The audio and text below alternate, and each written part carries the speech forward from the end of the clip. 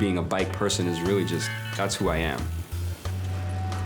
I started messenger work in 2012 as an employee at a messenger service. Demand was good and the supply of couriers was low. I think you could make a lot of money back then.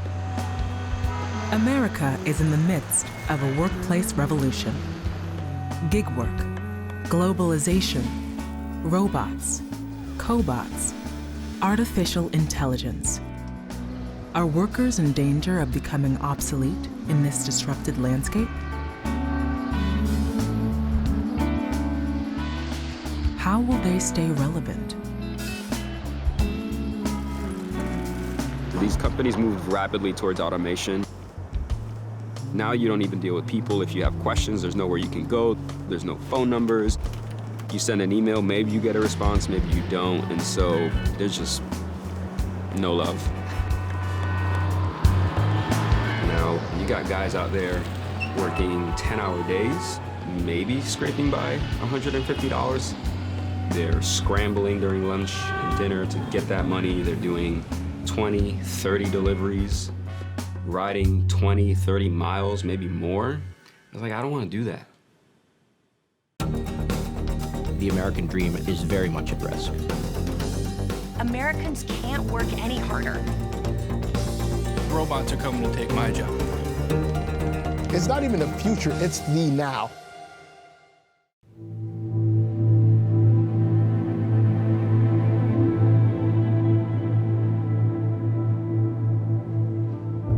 When the pandemic struck, it accelerated America's work revolution. The future was here. And for some, the future was unsparing.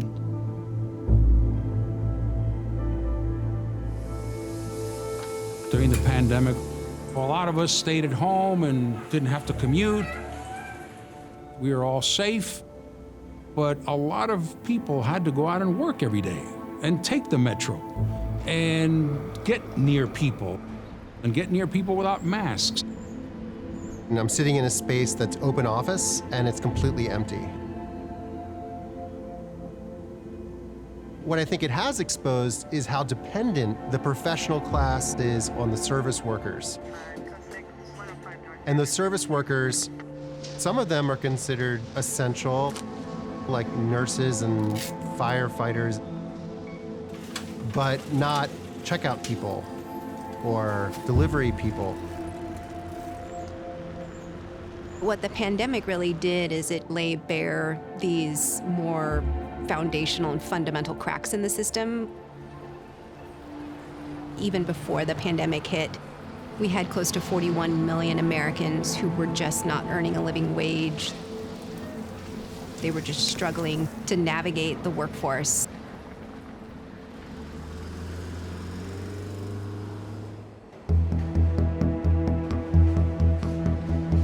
Secure jobs are what about the top 30% of Americans experience. And insecurity is what the rest of America experiences. They're not certain how much is going to be in that paycheck because they may not have gotten enough hours that week or enough jobs that week. They don't have enough money in case of an emergency. They don't have enough money to always pay their bills. People like me have 2 and 3 different jobs. And over the years, it got a little bit harder to make, decent money. I just want a dignified experience where I feel like I matter to the whole operation.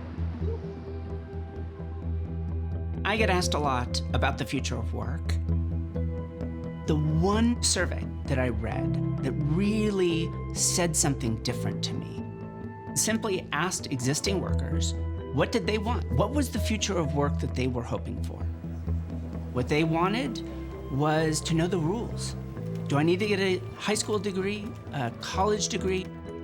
Just tell me and I'll do it. And if I do it, I want a guaranteed job for the rest of my life. I want my weekends and evenings free so that I can buy a house and raise a family. The deal has changed. The old deal was I went to school for 12 years. I acquired a set of skills. Those skills took me through a 30-year working life. And then I got to retire. at 65 with a nice defined benefit plan. Well, the New Deal is now there are no guarantees, there's no certainty. I think at the heart of this is the shift in the deal from I learn, I do, I retire, to I learn, I do, I learn, I do, and I come back and learn a whole bunch, and then I keep doing. No hands. It is completely at odds with everything that we have told the American worker about what it takes to stay relevant in this world of work. But the reality is that things can only change as fast as workers can learn to do the new things. There's no giant pool of reserve workers who already know how to do the new things. They're waiting in the wings to come charging in.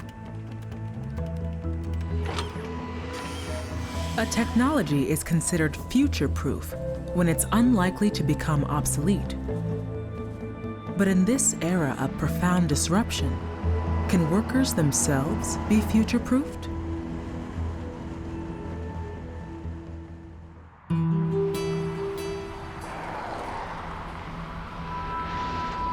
I was a telemarketer.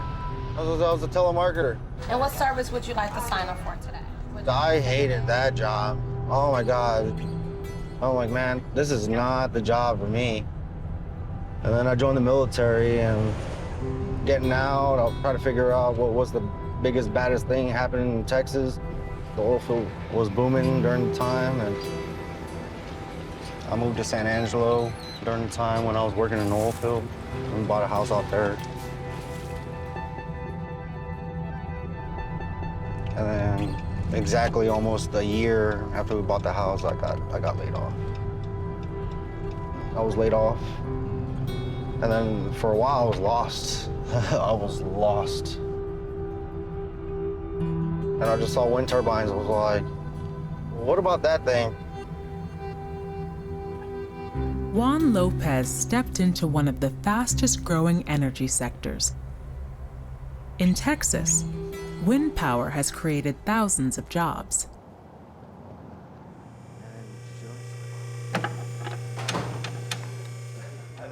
The companies that come here and hire, everyone's needing 50 to 150 to 200 new employees just right now. How did you adjust it with that? What is mechanically? What is that valve doing? It's opening up. So we are having a hard time keeping up with their demand. Knowing that I'm going to a broken tower. Juan was probably one of the best students we've had. You know, you fixed that tower. Yeah. Someone who's focused. We did a lot of troubleshooting. I was part detail-oriented and has a drive. Understanding what it takes to make these wind turbines function, you know, you're already writing yourself a check just by sitting in your seats. Try to soak up as much as you can in school. So we're gonna help you give you that little extra pay raise, right? Harness inspection. There are quite a few people that are transitioning from oil to wind. Hey, remember to check your leg straps. Check your buckles. Make sure your latches are good. These guys that have worked derricks, if you work a derrick, you've got to be able to climb that ladder. You got to know how to put a harness on. Disconnect your lanyards over your shoulders. You got to know how to be safe at height. We're still working with a lot of our tools. So there are quite a few transferable skills. There are these kind of constant infusions of new skills that we're going to have to somehow attain. Different sorts of skills that translate into deeply needed skills in other domains. In the military, I started off my first 5 years as a jet engine mechanic. I gained mechanical skills, electronics. Oil field, I learned hydraulic systems, hydraulic fracturing, and I carried that into school to study wind turbines. What can I take with me? What can I port over from this industry into another? I like working with my hands, so I figured climbing wind towers for a living and watching them go from not spinning to spinning, it's a pretty big achievement. This can be a very dangerous industry. I take students out to the turbine so that, number one, I can see if they are capable of climbing the turbine safely, And two, it tells them if this is something they're going to want to do for a career. Keep all your stuff in your bag. You know, if you drop something, you know, down tower, you know, it can be dangerous. If you drop anything, you fail your climb test. It starts to hurt your forearms. You know, you don't got to be the tough guy. If you can't climb fast, it's okay. I'm not going to be climbing fast, you know, so. Find a pace that you're comfortable with.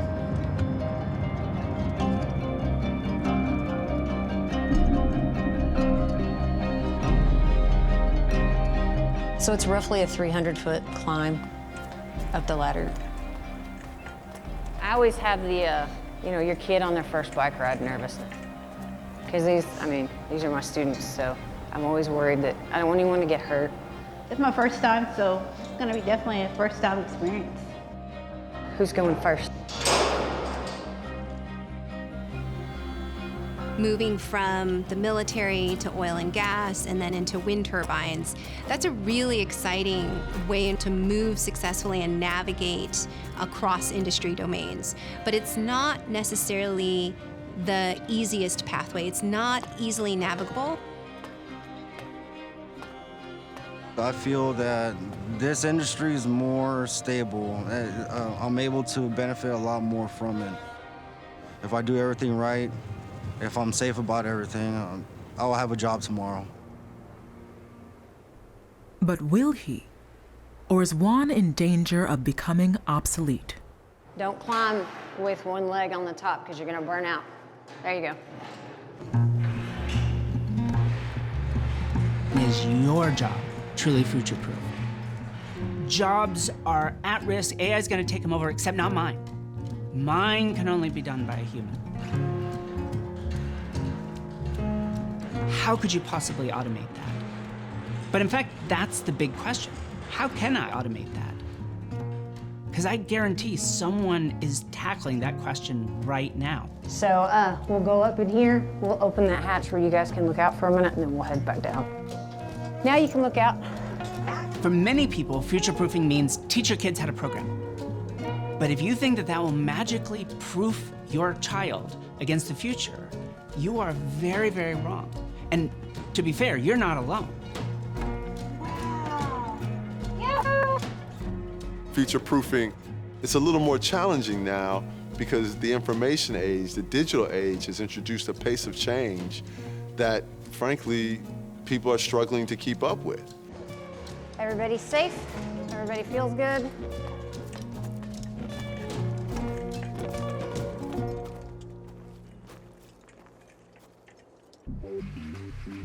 As technology accelerates, the skills that we've counted on for decades, if not centuries, are perhaps going to be rendered obsolete.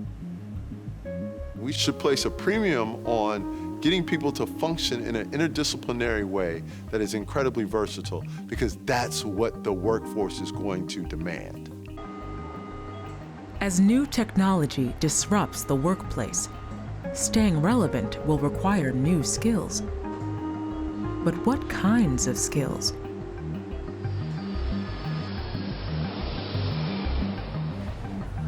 Lots of companies are experimenting with agile ways of working. If you go to an airport in this country, you'll see the person who checked you in actually also being the gate agent, maybe even also ducking down to help the baggage handlers with loading baggage. Minimal staffing is this approach to getting work done where people are taking on many different types of work and they are cross-trained. And the idea is that there is significant value to the organization from that flexibility. A littoral combat ship, or LCS, is a small surface combatant.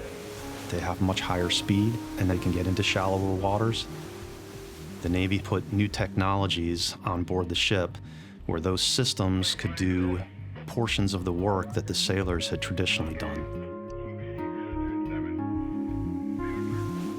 The littoral combat ship is designed for an optimal manned crew, which means we have less people to do the same amount of work.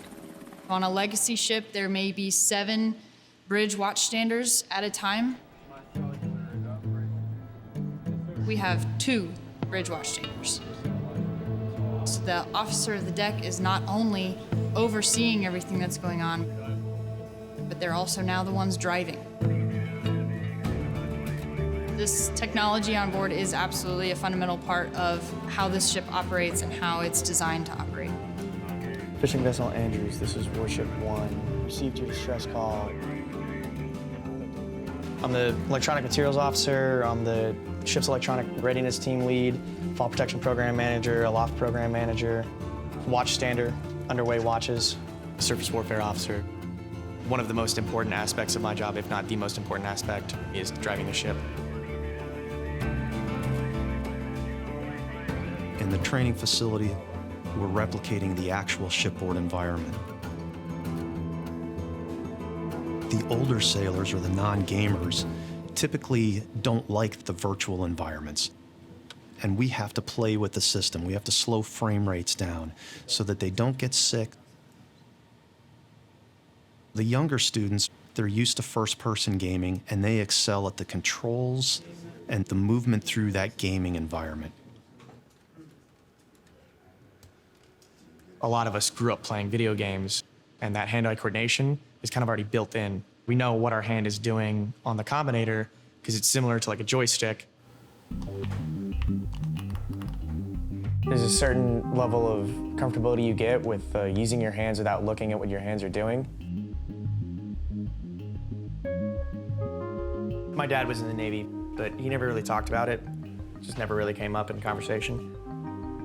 But it wasn't really kind of in the back of my mind up until my junior year of high school. The Naval Academy felt right. I felt like that was the thing I should do. Your ability to deal with whatever situation is arising and being able to prioritize, I think that translates really well into pretty much any other field.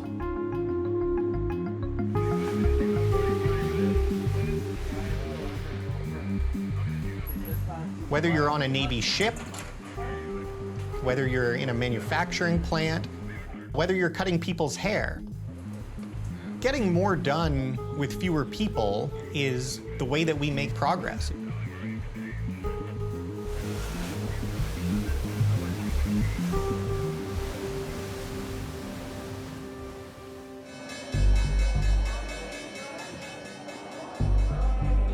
But what's driving companies to use fewer workers? Is it progress, or is it profits? I think over the last couple of decades, business leadership has become very excited about reducing the need for humans to be involved with work. Automation has been really turbocharged by AI and robotics and other advanced computer technologies. Tax policy over the years in America has implicitly favored capital equipment, robots and other machinery, over labor. So in other words, if you have a business problem and you solve that same problem with machines and software, your company will look more profitable than if you solve exactly the same business problem with people and training. Your stock price will be higher, your executives will be making millions of dollars more. Not everyone agrees. Many companies do strategize to balance progress and profits. But what does this mean for the jobs of tomorrow? My belief is in the next 10 to 15 years, there's likely to be a net loss of jobs. That is because the speed at which routine jobs are being displaced will be faster than the speed at which new jobs will be created. Tasks that are repetitive in nature, that don't require deep thoughts, strategic, creative thinking, those are the jobs that are most in danger. And on the other hand, if we look at the longer term, maybe 20 to 30 years, that doesn't account for the many jobs that will be invented and created. But it's unfortunate that we can't quite predict what those jobs are. Just like if we went back to 1995 and asked me what jobs would be created by the internet, there's no way I would have listed Uber driver. So how do workers future-proof themselves for jobs that don't yet exist? We don't know what the specific new jobs are going to be, but I think we do know the kinds of skills that people are going to need. And some of those are soft skills in terms of knowing how to work with other people, in terms of knowing how to learn to do new things. And some of them are harder skills, whether that's in a particular industry, with a particular technology. What's going to happen when we have even more technology? And when the new technology displaces even more people? There are these narratives out there. If I get a little bit more education, I'm going to do better.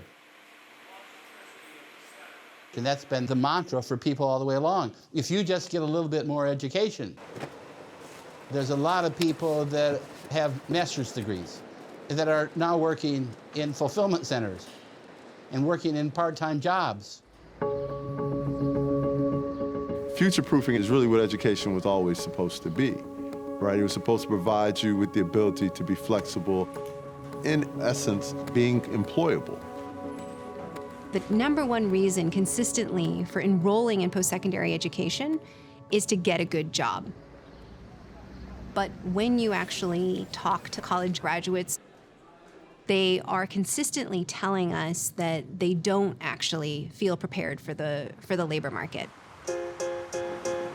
So people are starting to wonder, is college worth it?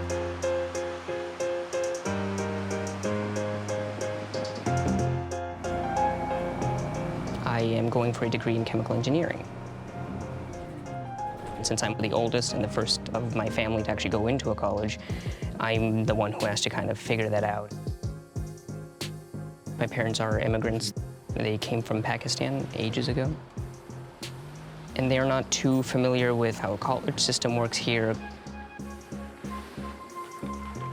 Currently, I'm part of the alternative high school program at Truman College. So the general idea is that I can take as many credits as I can here, and while still making some progress towards graduating high school, I can continue here for 2 years and then transfer to a 4-year university, and that would make it more affordable. Because I'm not paying for the full 4 years, I'm only paying for the last 2.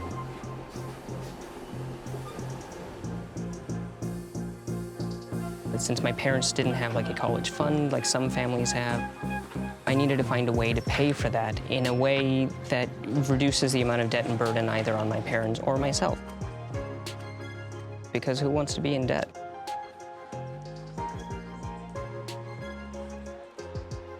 Today, student loan debt in the U.S. is over $1.5 trillion. That's more than the GDP of Switzerland, Costa Rica, and Belgium combined. American students, on average, carry about $37,000 in school loans.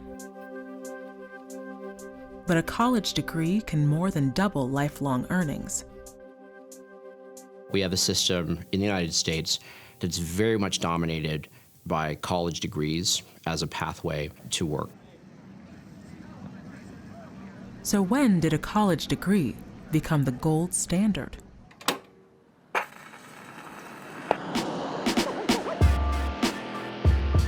We used to actually be able to acquire great jobs with only a high school degree. In the 1940s, a high school diploma was enough for a middle-class life. But in 1944, the GI Bill put higher education within reach for many more Americans. Eventually, college degrees would replace high school diplomas as a standard for employability. So with the GI Bill, that's actually when we see this huge and vast proliferation of universities in the United States.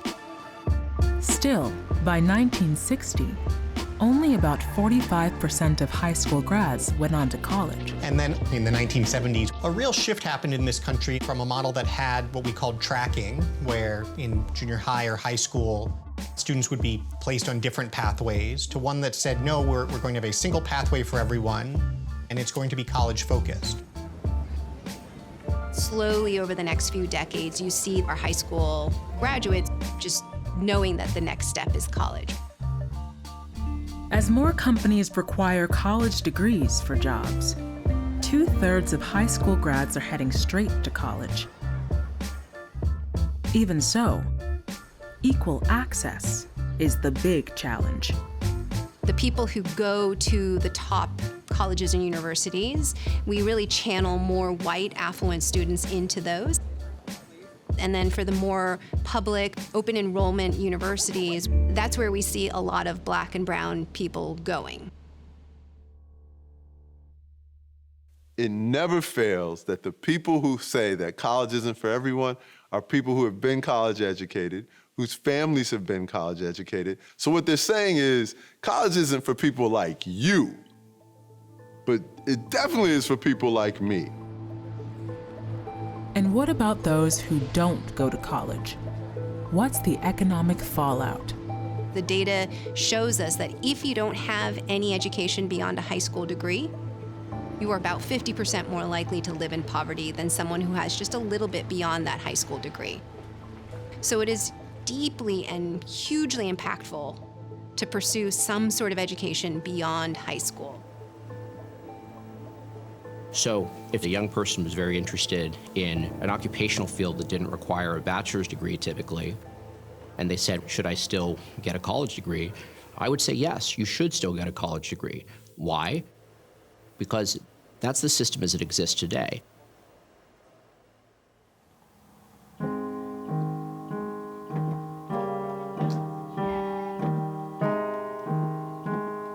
Since the last time we filmed, it was only a few months before the pandemic forced us into lockdown. I finally graduated high school, so that's taken care of, finally. I've been going to community college. What I'm hoping for in the next 6 months is to be living on my own and trying to resume my career plans and the path I had for myself for college. So we'll see how that goes.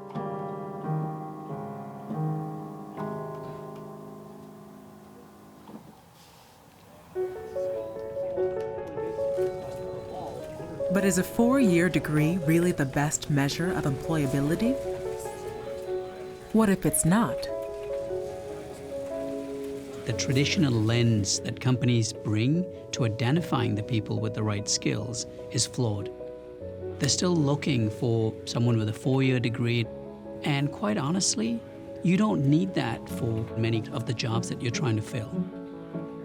In many situations, someone who has the right certifications and skills could just as easily do the work. Did you make your bed? Okay. I was 30 years old when I originally decided to go back to school. It wasn't comfortable for me. It wasn't comfortable to go back to school. Which homework are you doing? But it's a necessary change. It's very necessary. You almost done? Can I see it? I've driven rideshare for Uber. I've cleaned the city of downtown Minneapolis. I was a dispatcher overnight, working like 12-hour shifts. I didn't feel like there was growth at the jobs that I had. But I've always been interested in like the mechanics of things, how the internet works with everything. Literally, when you go into a search engine and you type something, what happens and how does that information get brought back to you? When I originally decided to go back to college, I went to the Department of Labor and Statistics website. And traditionally, you would see what degrees are out there and see where that path will take you. But I did it backwards. I looked at the salary that I wanted to make and what type of jobs paid that kind of salary, and then the actual steps to become that person and do that job. I've lived below the poverty line before, and I wanted to make a livable wage. When I was at Wilbur Wright College, somebody actually approached me from leadership at Accenture and told me about the apprenticeship program. Apprenticeships is a very old concept that has been sustained over a long period of time. It's more just a new concept for what I'd call white-collar jobs. Most people thinking about apprenticeships, they're probably envisioning something out of the Middle Ages, very crafts-based, learning how to become a blacksmith. And in some ways, it's not completely different than that. The idea is you spend time with a highly skilled professional, supporting them directly as a bit of an assistant, and then slowly moving into doing parts of the job yourself, and then coming all the way to being a full professional. There is definitely a war for technology talent, but for years and years, hiring somebody who didn't have a four-year degree was really not part of the discussion in how we recruited and attracted talent. Hiring is a very risk-averse industry, and the one guaranteed way to not get yelled at is hire a white guy from Harvard, because no one's going to criticize you, even if he's a total dud, because how could you have known? Whereas you take a risk on a black woman with no degree from someplace no one's ever heard of before, and she doesn't work out, you lose your job. Would it be CIO or would it be a cross-eccentric? Because keep in mind, if you're cross-eccentric... I'm a functions tester. My job is to test the functionalities of the content apps that our company uses. And then you unselect it trumps CIO. Correct. When I'm working, typically it's learning.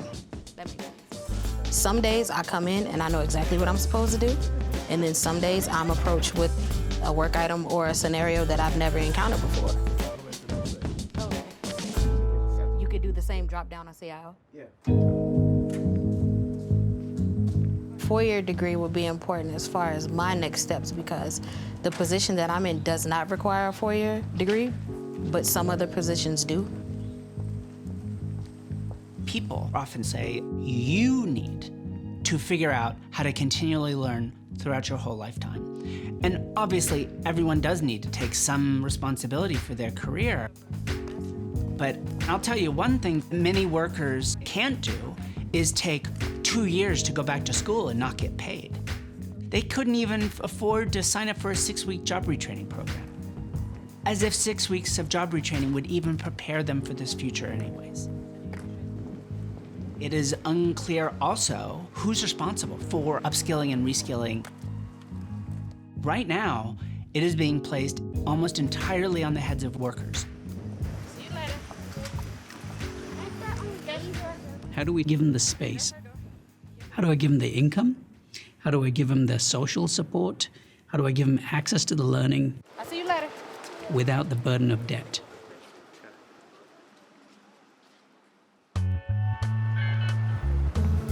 But it's not just about future-proofing skills.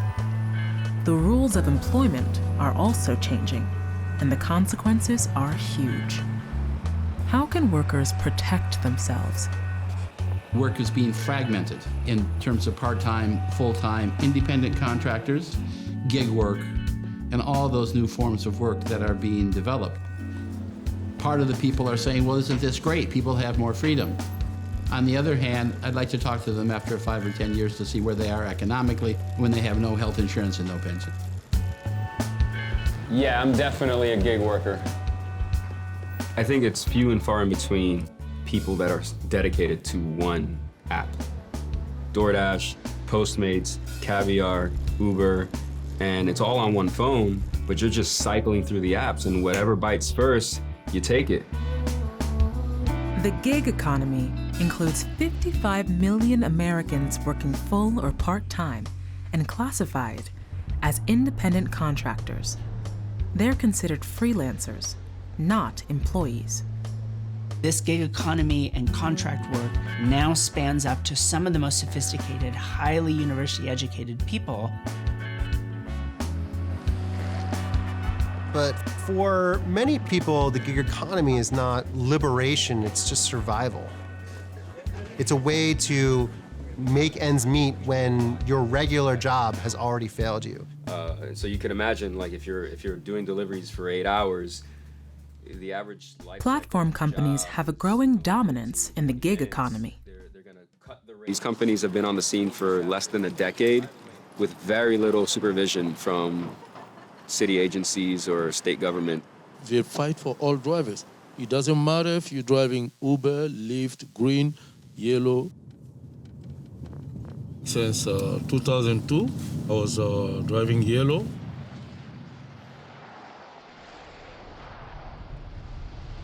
And then Uber came.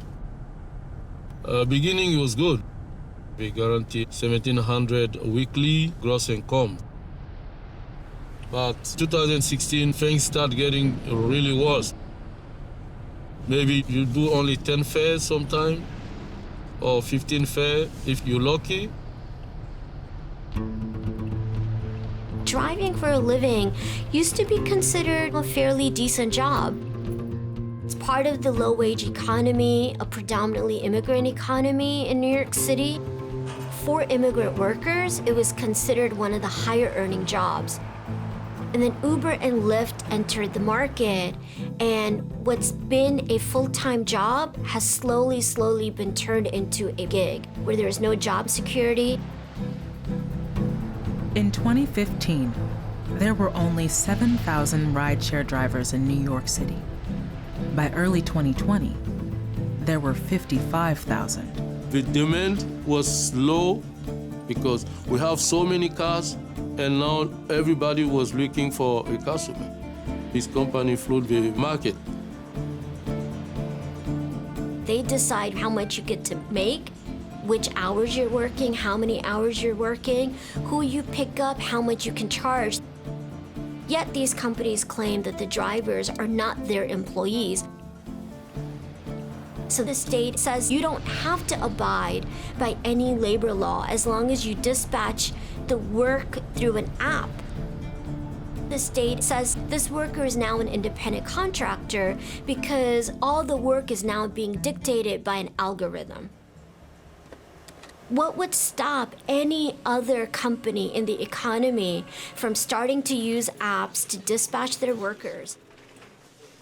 We think it's just a matter of time before companies like Walmart and Amazon take on that route. California legislature passes AB 5. So the so-called gig economy bill, also known forced companies like Uber and Lyft to reclassify their drivers from independent contractors to employees. In 2019, gig workers in California challenged their status as independent contractors. They demanded the same wages and benefits guaranteed to employees. In response, the legislature passed a bill called AB 5 to protect gig workers from being misclassified. In New York, we've been fighting for a similar bill that would establish a universal test for how the agencies and courts of our state decide on employee status for all workers. In California, Uber, Lyft, and other platforms poured over $200 million into a ballot initiative that would exempt their companies from providing benefits to their drivers. A year later, they succeeded. The defeat in California, it makes you feel like these companies just can't be beaten. But on the other hand, that motivates workers to fight back.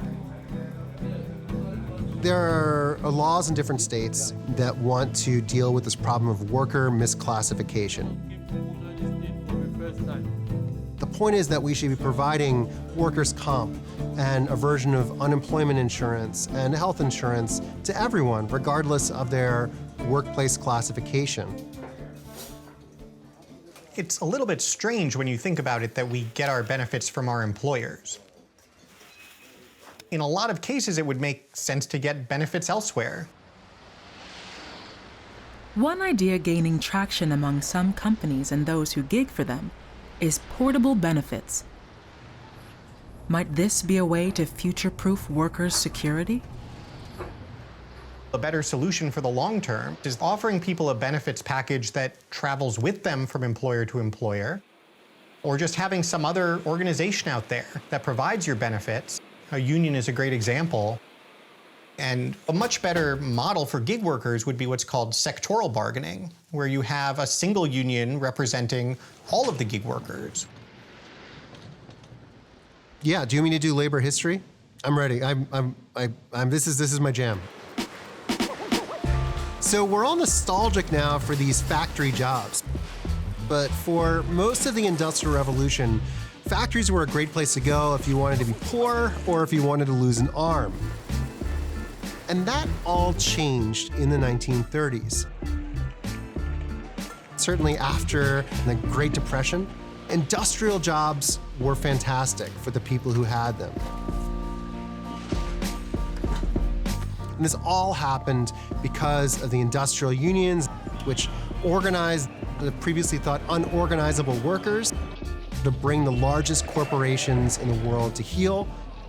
And it wasn't done through lawyers, it was done through union action. But by 1947, a union's ability to organize was restricted by law. Increasing globalization and right-to-work laws further eroded the power of unions. And there were other challenges. Manufacturing jobs were in decline. Service work, harder to organize, was on the rise. Then, unions suffered a near-fatal blow.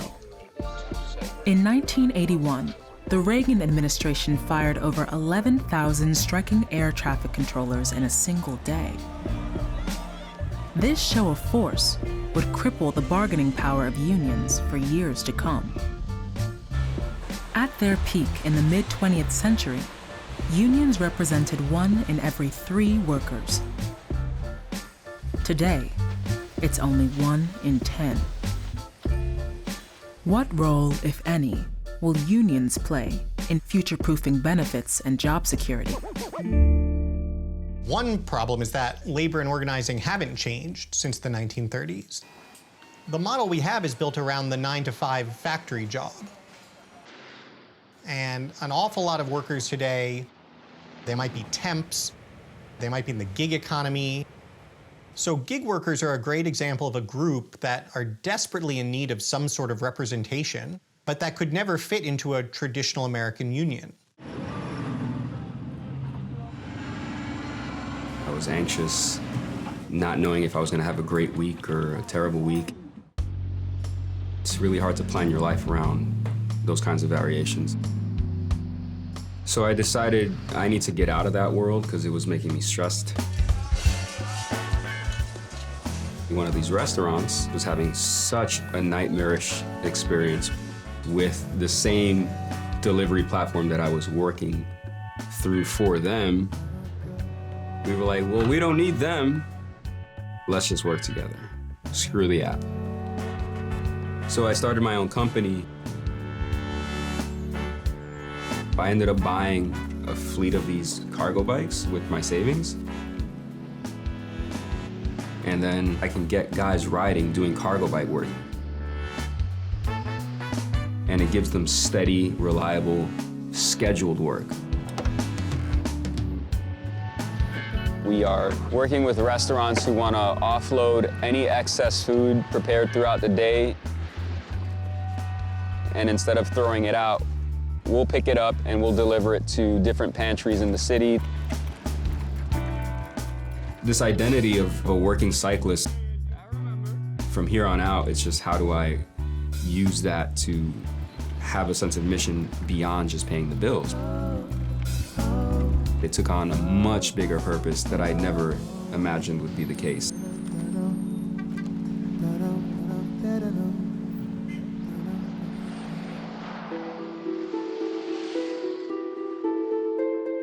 One of the things that I'm most afraid of with COVID-19 and our response to it is that an entire generation of workers will be radically displaced from an America as we have come to know it. Much of the pandemic's most devastating impact was in the hospitality industry, where workers were already underpaid and insecure. In New Orleans, over 50,000 restaurant and hospitality workers lost their jobs.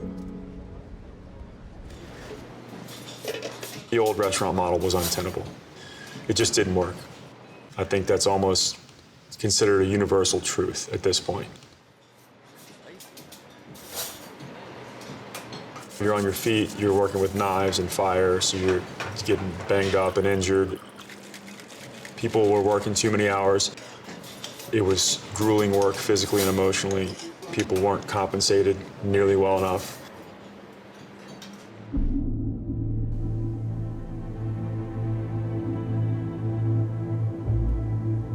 After COVID, I mean, we basically had to shut the whole company down. We didn't have enough cash.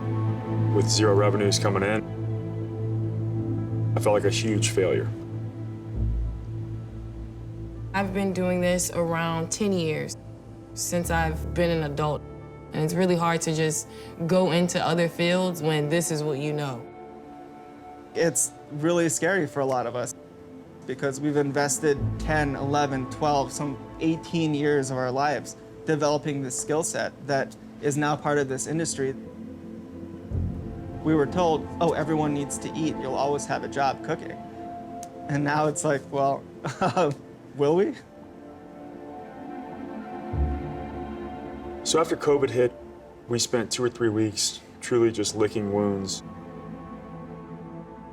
Then LeBlanc had an inspiration to bet the future on a new business model. I started reading about Toyota production systems. I learned a lot about one-piece flow, lean manufacturing or lean processing. Like the Navy's minimal staffing, one-piece flow allows LeBlanc to accomplish as much or more with fewer employees. The idea of one-piece flow, not to oversimplify it, but the idea is you don't create a batch of 100, you create one at a time. The idea started to germinate. If we can apply this to restaurants, it might be an interesting solution. In restaurants, to apply one-piece flow, when you order a menu item off of the food menu or you order a cocktail, whoever makes that food item or whoever makes that cocktail is the one who actually brings it to your table. There's not 4 people handling one dish, there's one person handling a dish. We had 150 people in the company prior to COVID, and we have 65 people in the company post-COVID. And so this model never allows for those jobs to come back. The upshot to that, though, is that now most of these jobs is truly probably in that middle class wage. Less positions, but better paying positions. The idea being that everyone is kind of cross-trained and can help each other out.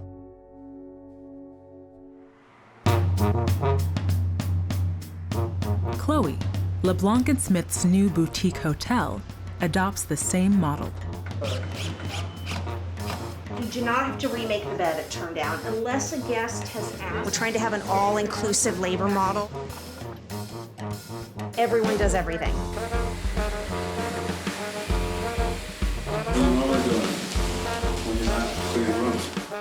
Server mostly. A little bit of everything though. So the way that we are compensating people right now is we are paying them $30,000 a year in health insurance. Trying to keep everything as flat as possible. And they have paid sick leave. They have 2 weeks paid time off. Then clockwise. And then we split tips evenly. Awesome. Well done. Could this approach help future-proof other businesses in the hospitality industry? Well, good afternoon. Thank you for calling the Chloe. There's no way I would go back. We burn the boats. You know, we're not going back. This is going to work, or I'll go be a teacher and a high school coach someplace, hopefully, if I can get a job.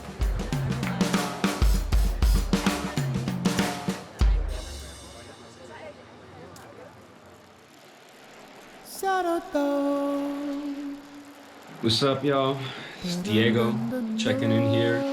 Since I last saw you guys, a lot has changed. Man, that just seems like an entire lifetime ago that you guys were here filming what was then the discussion around gig workers and the future of work. I was in a different place then.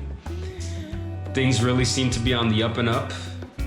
There was a lot of new work opportunities that were developing, and I was ready to get more bikes, get a bigger space for them, start recruiting a bigger team.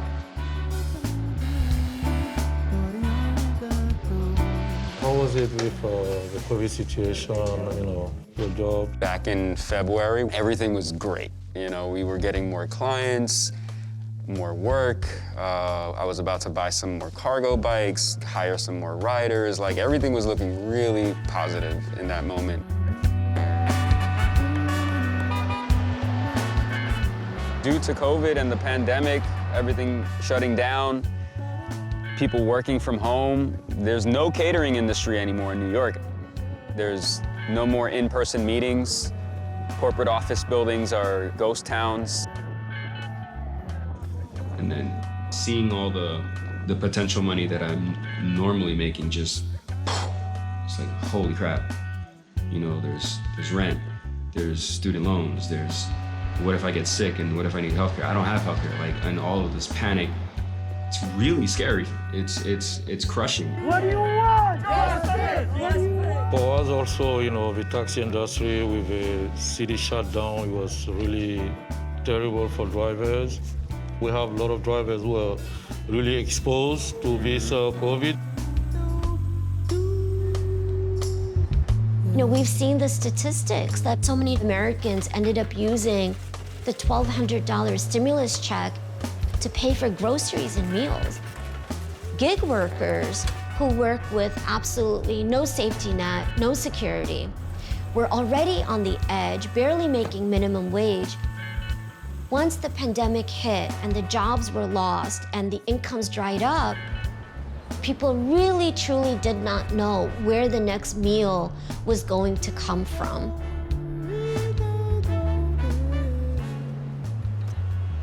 So I've decided to move to Puerto Rico because my father passed away and my mom is out there and I just want to be close to her. I've lived here for my entire life, 35 years, and I'm not convinced that New York is it anymore, so I want to try my luck in the tropics. So this might be the right time. I'm taking some of these bikes with me to Puerto Rico. I want to be the first person to introduce cargo bikes to the island of Puerto Rico. I will continue to be involved in the company. Everything's happening remotely now, so we're discovering that, via Zoom and conference calls and emails, you can get a lot done.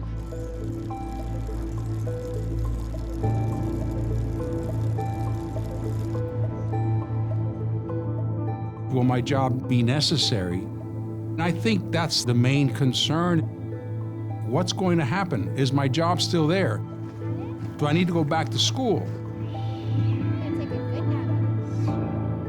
If future-proofing or robot-proofing our workforce isn't about teaching them one magical skill, then what is it? If I were talking to a young person, I would first say, don't listen to your parents. What has worked for them probably won't work for you. We have choices, and we talk about all the risks to people in the future of work. We really need to be clear about what problem are we trying to solve. If we're trying to solve the problem of how to use as few people as we can, and if we fail to use the new technologies to create new roles for people, that would be catastrophic for society. The one thing I know for certain is our best guesses will be wrong. Invest in people. They will be ready for this future. And if it's a future that is terrifying and exhausting because we can't keep these promises of certainty, that a job will be there for you, what we truly need from everyone is the ability to explore the unknown.